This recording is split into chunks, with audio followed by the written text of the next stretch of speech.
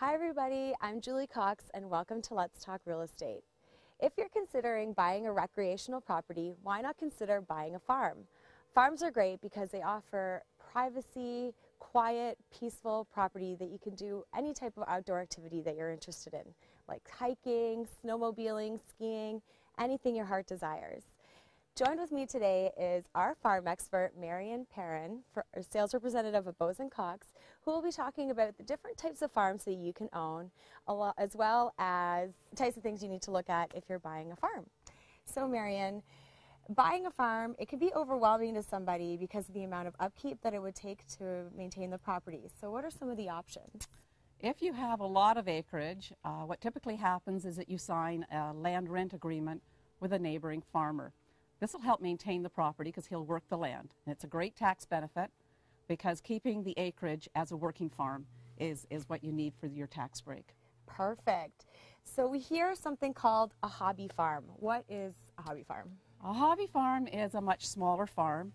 It's usually used without thinking that it's going to be the primary source of income. But you could keep a few head of cattle or some horses for riding.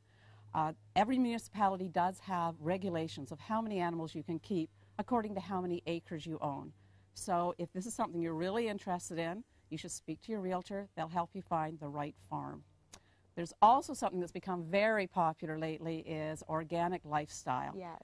The hobby farm's perfect for it. You can have an organic vegetable garden and raise chickens. The hobby farm is a great way to have this lifestyle. So you can cut out all the processed foods. That's right. So if you're raising livestock, then obviously outbuildings are important. So what types of things should you be looking at, with the outbuildings? I'd start with the barn. The barn has to be in good shape. There's a lot of older barns here, so you've got to make sure it's been maintained. And is it set up for the type of animals you're going to keep and the number of animals you want to keep? Also, it should have running water and electricity. The next thing I would look at is fencing. Fencing is very important. You don't want your cattle out on the road, so good fencing is important. And I'd also look at how many acres the farm has in hay production. You want to make sure you've got enough hay to feed your animals during the winter. Perfect.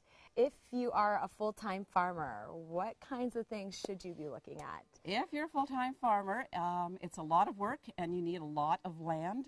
I would look at the fields. Have they been fertilized regularly? Have the crops been rotated?